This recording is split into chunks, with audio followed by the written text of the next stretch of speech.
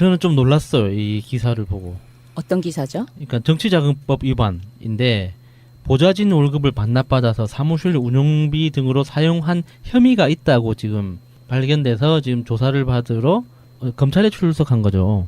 보좌관이 이미 혐의의 일부를 예. 시인을 했고요. 아마도 검찰에서 황영철 의원을 이렇게 소환 조사를 했다는 것은 곧 피의자 신분이 되지 않을까 싶기도 하고 거의 대부분은 이미 물증을 다 맞춰놓고 확인차 소환한 게 아닌가 하는 생각도 좀 들어요. 그 19대 국회의원 시절 보좌진의 월급을 일부 반납받아서 지역구 사무실 운영비 등으로 불법 사용한 혐의를 집중 조사하고 있다. 이런 일 자주 있어요, 야수님?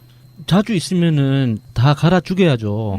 자주 있으면 안 되죠, 이런 일이. 그런데 그 비용 같은 게 굉장히 쪼달리는 거는 맞잖아요. 그럼 어떻게 쪼달하죠? 비용이 쪼달려요? 안 쪼달려요? 아니, 저는 왜 쪼달려요? 모르니까. 다들 돈이 모자란다고 하니까 그냥. 그러니까 일을 얼마만큼 많이 하느냐에 따라서 다른 거죠. 지금 보좌관이 법적으로 국가에서 7명까지인가 그 급여를 7명까지 더해지죠. 플러스 인턴 2명. 예, 인턴 2명 그렇게 해서 그 인건비를 주잖아요, 정부에서. 예.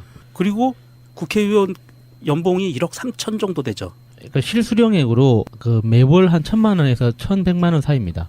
그러니까 보통 한 이제 1억 3천 정도 된다고 해요. 근데 그러면 일을 많이 하는 경우에는 모자랄 수 있겠죠. 그런데 후원금도 받잖아요. 일 잘하는 사람들은 후원금 잘 받잖아요. 그러니까 이게 이 황영철 의원 같은 경우에 이런 케이스에서는 정치자금법 위반으로 핵심적인 사안이 되는 게 의원이 알고 했느냐, 안 그러면 보좌진들이 의원은 모르는 상태에서 자기들끼리 돈을 그렇게 했느냐 하는 경우가 이제 갈리는 거거든요. 그럼 경비는 보좌진이 관리를 하는 거예요? 정치 자금의 수입을 관리하는 사람이 따로 있고 집행하는 사람이 따로 있어요. 그렇죠. 예. 그 둘 다 이제 책임을 1차적으로 지게 되거든요. 네. 그런데 그 전체적인 자금 운영에 대해서 보좌진의 월급까지 뭐 삥땅 쳐가지고 이렇게 돌려서 쓰는 이거는 좀 극단적이거든요. 이런 경우는 좀 보기 드물어요. 그래서 이거를 만약에 의원이 알고도 묵인했다면 정말 심각한 거고요. 근데 모르고 할 수 없을 것 같아요. 근데 의원실마다 조직이 있어요.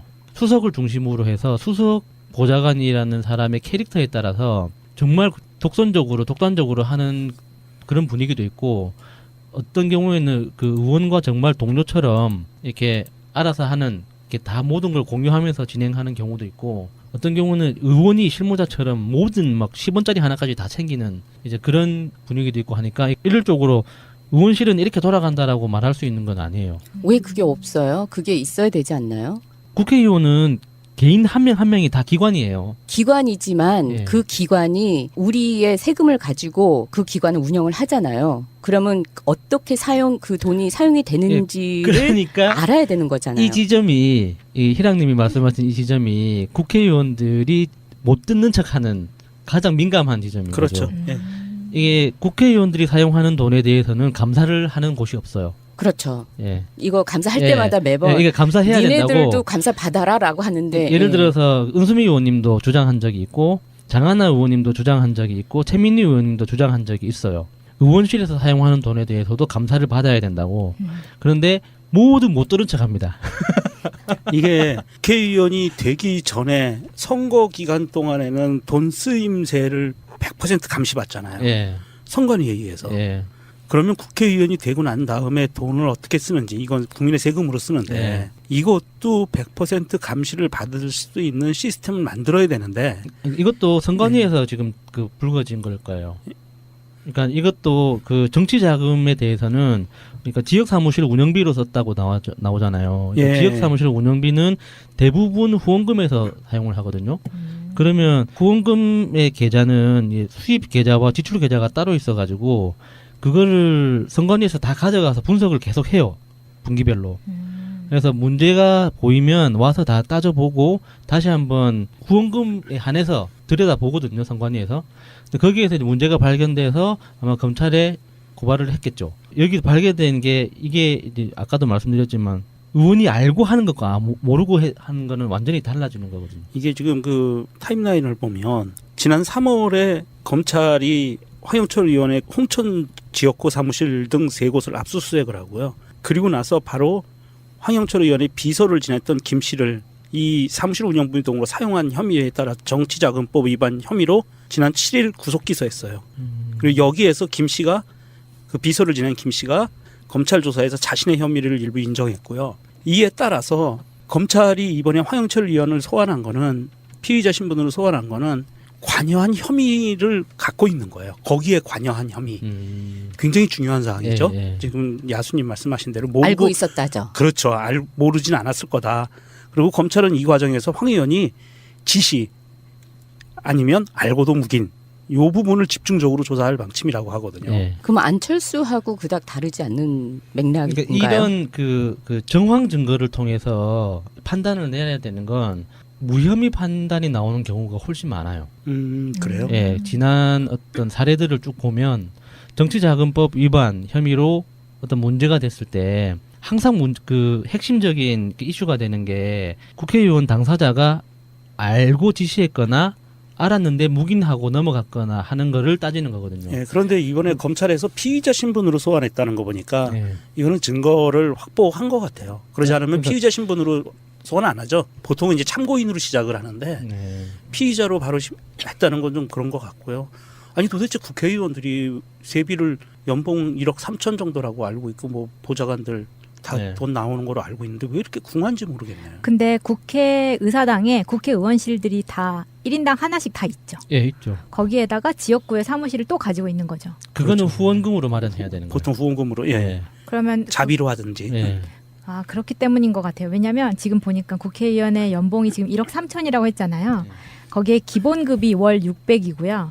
입법 활동비가 따로 월 300이 나옵니다. 예. 그리고 정근 수당하고 명절 휴가비 등이 연간 1,400만 원이 나오고요. 여기에 관리 업무 수당이 따로 월 58만 원, 정액 급식비가 월 13만 원. 예. 이렇게 해서 1억 3천이 되는 거예요. 예. 근데 여기에다가 유류비하고 차량 유지비는 별도로 지원을 받고요. 예. 항공기는 1등석, 오우, KTX, 선박은 전액 무료. 예. 오우 할만하네. 그리고 전화요금과 우편요금은 월 91만 원이 지원이 되고요.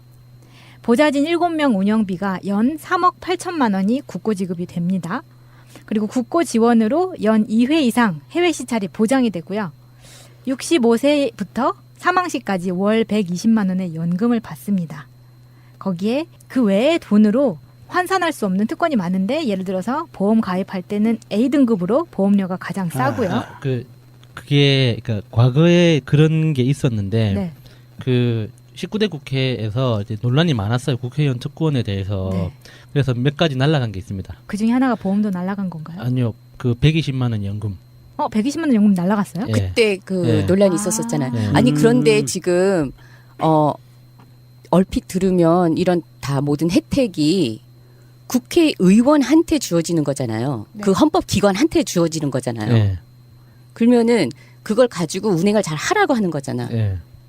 근데 여기에 보좌관 운영비로 3억 8천이 나오기 때문에 네. 이 안에서 이제 쪼개서 써야 되는데 이거를 보좌관을 이 사람은 그럼 아. 6명만 이게 7명. 들으시는 분들이 이제 오해하실 수 있는데 네. 그렇게 그 큰 돈이 이제 예를 들어서 보좌관 그 인건비로 3억 8천, 국회의원 인건비로 1억 3천 요 뭐 추가해가지고 뭐 한 5억 몇천에서 6억 정도가 이제 매년 집행이 되잖아요. 한 의원실 안에서. 네. 그러면 얼마? 그게 의원실로 지급되는 게 아니라 국회 사무처에서 별도로 관리를 합니다.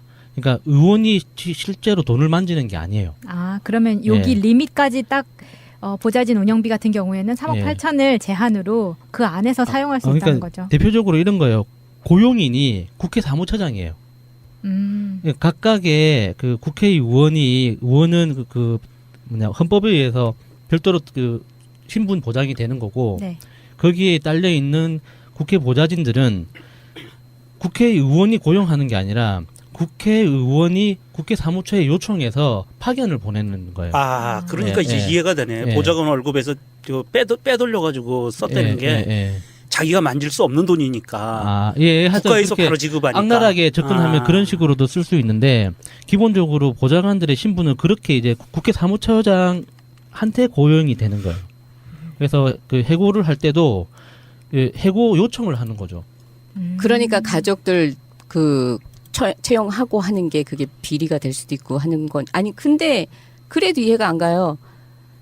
돈을 삥을 그러면 어떻게 친다는 거예요? 돈은 의도만 있으면 아무리 복잡하게 해놔도 다 할 수 있어요. 그러니까 지금 황영철 의원의 경우에 문제가 된 거는 제가 추측컨대 보좌관한테 3억 8천 7명 했으면 나누면 연봉 6천만 원이 좀 안 되겠죠?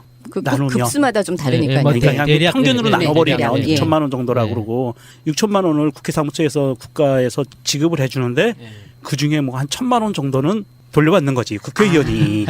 이게 그거 같은 거구나. 교수들이 프로젝트를 따가지고 조교들한테 돈을 마땅히 줘야 되는 걸 가지고 조교들 다시 반납하는. 그렇죠. 뭐 비슷한 네, 이렇게 상상해보면 이렇게 했을 것 같아요. 월급을 줘. 그래서 이제 수석이 불러가지고 회의에 불러가지고 야 후원금 조금씩 내. 그렇지. 이렇게 하는 거죠. 예. 그러면 자기 명의로 후원금을 내는 건 못 안 되거든요. 안 되죠. 자기 네. 직원이. 그러니까 이제 가족 명의로. 배우잖아요. 이제 어머니한테 이제 하면 용돈 주면서 용돈의 반띵은 저쪽으로 입금해 주세요. 이렇게 딱 하다가 주기적으로 똑같은 사람이 계속 입금을 하면 누가 봐도 의심스럽거든요. 왜냐면은 그 정치 자금은 10만 원까지만 맞아요. 세액공제가 되고 10만 원이 넘어가면 그 소득공제가 되잖아요. 네. 근데 똑같은 사람 이름으로 뭐 몇십만 원씩 매달 이렇게 들어온다는 건 누가 봐도 이상한 거거든요. 정치에 대해서 이렇게 큰 그 야망이나 알려져 있는 사람이 아닌 이상 크게 고액 후원을 하는 사람들은 한 번에 뭐 100만 원, 500만 원 해가지고 신분을 밝히고 후원을 한단 말이죠. 근데 한 개인이 매달 몇십만 원씩 주기적으로 이렇게 하면 누가 봐도 의심스러운 거죠. 그것보다 복잡한 방법으로 하면 얻는 이익보다 관리하는 비용이 더 커지니까 이렇게 가니까 너무 전문적인 것 같아요. 근데 이 황영철 의원이 이게 좀 심각한 게 황영철 의원이 100만 원 이상이죠. 의원직 날아가는 게 100만 원 이상을 선고받게 되면 바른정당이 원외정당이 되는 거 그렇죠. 그렇죠. 네. 네. 의원 의석수가 모자라요 이제 네. 그렇게 되면. 네. 아 이혜훈 의원 막샷 하는 건가요? 어쩌나. 어쩌나. 저는 좀 놀랐어요. 이 기사를 보고. 어떤 기사죠? 그러니까 정치자금법 위반인데 보좌진 월급을 반납받아서 사무실 운영비 등으로 사용한 혐의가 있다고 지금 발견돼서 지금 조사를 받으러 검찰에 출석한 거죠. 보좌관이 이미 혐의의 일부를 네. 시인을 했고요. 아마도 검찰에서 황영철 의원을 이렇게 소환 조사를 했다는 것은 곧 피의자 신분이 되지 않을까 싶기도 하고 거의 대부분은 이미 물증을 다 맞춰놓고 확인차 소환한 게 아닌가 하는 생각도 좀 들어요. 그 19대 국회의원 시절 보좌진의 월급을 일부 반납받아서 지역구 사무실 운영비 등으로 불법 사용한 혐의를 집중 조사하고 있다. 이런 일 자주 있어요, 야수님? 자주 있으면은 다 갈아 죽여야죠. 자주 있으면 안 되죠, 이런 일이. 그런데 그 비용 같은 게 굉장히 쪼달리는 거는 맞잖아요. 그걸 어떻게 조달하죠? 비용이 쪼달려요? 안 쪼달려요? 왜 저는 왜 쪼달려요? 모르니까. 쪼달리는 다들 돈이 모자란다고 하니까 그냥 그러니까 일을 얼마만큼 많이 하느냐에 따라서 다른 거죠. 지금 보좌관이 법적으로 국가에서 7명까지인가 그 급여를 7명까지 더해지죠. 플러스 인턴 2명. 예, 인턴 두면 그렇게 해서 그 인건비를 추진해 비서를 지냈던 김 씨를 이 사무실 운영비 등으로 사용한 혐의에 따라 정치자금법 위반 혐의로 지난 7일 구속 기소했어요. 그리고 여기에서 김 씨가 그 비서를 지낸 김 씨가 검찰 조사에서 자신의 혐의를 일부 인정했고요. 이에 따라서 검찰이 이번에 황영철 의원을 소환한 거는 피의자 신분으로 소환한 거는 관여한 혐의를 갖고 있는 거예요. 거기에 관여한 혐의.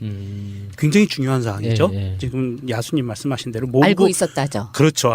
모르진 않았을 거다. 그리고 검찰은 이 과정에서 황 의원이 지시 아니면 알고도 묵인 요 부분을 집중적으로 조사할 방침이라고 하거든요. 예. 그럼 안철수하고 그닥 다르지 않는 맥락인가요? 그러니까 이런 그 정황 증거를 통해서 판단을 내야 되는 건 무혐의 판단이 나오는 경우가 훨씬 많아요. 그래요? 예, 지난 어떤 사례들을 쭉 보면 정치자금법 위반 혐의로 어떤 문제가 됐을 때 항상 그 핵심적인 그 이슈가 되는 게 국회의원 당사자가 알고 지시했거나 알았는데 묵인하고 넘어갔거나 하는 거를 따지는 거거든요. 예, 그런데 이번에 검찰에서 피의자 신분으로 소환했다는 거 보니까 예. 의원이 되기 전에 선거 기간 동안에는 돈 쓰임세를 100% 감시받잖아요. 예, 선관위에 의해서. 예. 그러면 국회의원이 되고 난 다음에 돈을 어떻게 쓰는지 이건 국민의 세금으로 쓰는데 네. 이것도 100% 감시를 받을 수 있는 시스템을 만들어야 되는데 이것도 선관위에서 지금 그 불거진 걸 거예요. 그러니까 이것도 그 정치 자금에 대해서는 그러니까 지역 사무실 운영비로 썼다고 나오잖아요. 예. 지역 사무실 운영비는 대부분 후원금에서 사용을 하거든요. 그러면 후원금의 계좌는 이 수입 계좌와 지출 계좌가 따로 있어가지고 그거를 선관위에서 다 가져가서 분석을 계속 해요. 분기별로. 그래서 문제가 보이면 와서 다 따져보고 다시 한번 후원금에 한해서 들여다보거든요. 선관위에서. 근데 거기에서 이제 문제가 발견돼서 아마 검찰에 고발을 했겠죠. 여기 발견된 게 이게 이제 아까도 말씀드렸지만 의원이 알고 하는 것과 모르고 하는 거는 완전히 달라지는 거거든요. 이게 지금 그 타임라인을 보면 지난 3월에 검찰이 황영철 의원의 홍천 지역구 사무실 등 3곳을 압수수색을 하고요. 그리고 나서 바로 황영철 의원 보좌관이라는 사람의 캐릭터에 따라서 정말 독단적으로 하는 그런 분위기도 있고 어떤 경우에는 그 의원과 정말 동료처럼 이렇게 알아서 하는 이렇게 다 모든 걸 공유하면서 진행하는 경우도 있고 어떤 경우는 의원이 실무자처럼 모든 막 10원짜리 하나까지 다 챙기는 이제 그런 분위기도 있고 하니까 이럴 쪽으로 의원실은 이렇게 돌아간다라고 말할 수 있는 건 아니에요. 왜 그게 없어요? 그게 있어야 되지 않나요? 국회의원은 개인 한 명 한 명이 다 기관이에요. 기관이지만 예. 그 기관이 우리의 세금을 가지고 그 기관을 운영을 하잖아요. 그러면 어떻게 그 돈이 사용이 되는지를 그러니까 알아야 되는 거잖아요. 이 지점이 이 희랑님이 말씀하신 이 지점이 국회의원들이 못 듣는 척하는 가장 민감한 지점인 그렇죠. 거죠. 예. 이게 국회의원들이 사용하는 돈에 대해서는 감사를 하는 곳이 없어요. 그렇죠. 예. 이거 감사할 예. 때마다 매번 예, 이게 감사해야 니네들도 된다고. 감사 받아라라고 하는데 예를 예. 들어서 은수미 의원님도 주장한 적이 있고 장하나 의원님도 주장한 적이 있고 최민희 의원님도 주장한 적이 있어요. 의원실에서 사용하는 돈에 대해서도 감사를 받아야 된다고. 그런데 모두 못 들은 척합니다. 이게 기회잖아요 정부에서. 예, 예. 그리고 국회의원 연봉이 1억 3천 정도 되죠. 그러니까 실수령액으로 그 매월 한 1,000만 원에서 1,100만 원 사이입니다. 그러니까 예, 보통 예. 한 이제 1억 3천 정도 된다고 해요. 근데 그러면 일을 많이 하는 경우에는 모자랄 수 있겠죠. 그런데 후원금도 받잖아요. 일 잘하는 사람들은 후원금 잘 받잖아요. 그러니까 이게 이 황영철 의원 같은 경우에 이런 케이스에서는 정치자금법 위반으로 핵심적인 사안이 되는 게 의원이 알고 했느냐 안 그러면 보좌진들이 의원은 모르는 상태에서 자기들끼리 돈을 그렇게 했느냐 하는 경우가 이제 갈리는 거거든요. 그럼 경비는 보좌진이 관리를 하는 거예요? 정치자금의 수입을 관리하는 사람이 따로 있고 집행하는 사람이 따로 있어요. 그렇죠. 예. 예. 그 둘 다 이제 책임을 1차적으로 지게 되거든요. 네. 그런데 그 전체적인 자금 운영에 대해서 보좌진의 월급까지 뭐 삥땅 쳐가지고 이렇게 돌려서 쓰는 이거는 좀 극단적이거든요. 이런 경우는 좀 보기 드물어요. 그래서 이거를 만약에 의원이 알고도 묵인했다면 정말 심각한 거고요. 근데 모르고 할 수 없을 것 같아요. 근데 의원실마다 조직이 있어요. 수석을 중심으로 해서 수석